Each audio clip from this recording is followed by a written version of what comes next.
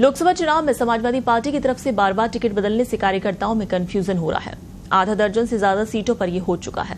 इस पर सत्ता पक्ष चुटकी भी ले रहा है। राजनीतिक जानकार कहते हैं कि अखिलेश करीब 6 लोकसभा सीटों पर टिकटों में बदलाव कर चुके हैं।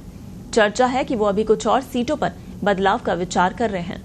मेरठ, मुरादाबाद, गौतम बुद्ध नगर, बिजनौर, बदायूं, मिश्रिख में टिकट बदले गए। ताजा चर्चा के अनुसार कई सीटों पर असमंजस की स्थिति बनी है। ताजा घटनाक्रम में मेरठ वाला मामला भी मुरादाबाद की तरह बनता जा रहा है। वहां से पहले उम्मीदवार का टिकट काटकर सरधना विधायक अतुल प्रधान को उम्मीदवार बनाया गया, लेकिन रात में सूचना आई कि उनका भी टिकट कट सकता है और उनकी जगह किसी और को उम्मीदवार बनाया जा सकता है। हालांकि अतुल प्रधान ने नामांकन कर दिया है। बागपत में भी अमरपाल शर्मा को प्रत्याशी बनाने की चर्चा तेज है। बताया जा रहा है कि यहाँ 2 जाट उम्मीदवारों के कारण ब्राह्मण को उतारा जा रहा है। इस सीट पर इनकी संख्या ठीक ठाक है।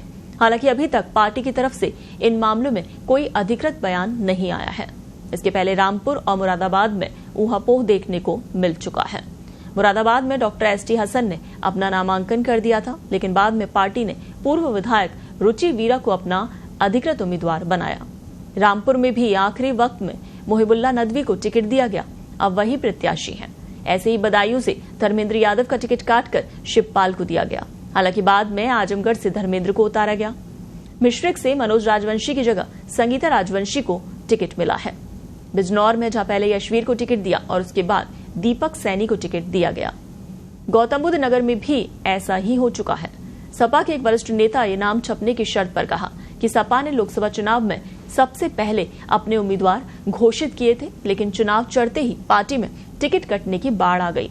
इससे सबसे ज्यादा कार्यकर्ता कंफ्यूज रहता है। मुरादाबाद में क्या हुआ? 2019 में जीते हुए उम्मीदवार ST हसन का टिकट पर्चा भरने के बाद काट दिया गया।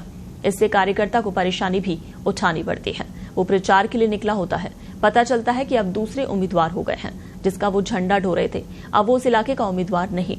ये नीति ठीक नहीं है। पहले आप सिंबल देकर तैयारी करने को कहते हैं, जब उसके पैसे प्रचार सामग्री आदि में खर्च हो जाते हैं तब पता चलता है कि उसका टिकट कट गया। ये नीति ठीक नहीं।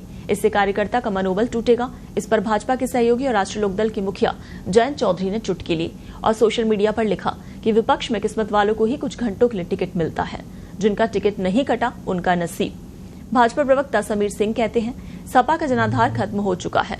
अखिलेश यादव कंफ्यूजन में है। टिकट बार बार बदलने से कार्यकर्ताओं में कंफ्यूजन है। 2017 से लगातार चुनाव हार रहे हैं, इस कारण वो हताश है।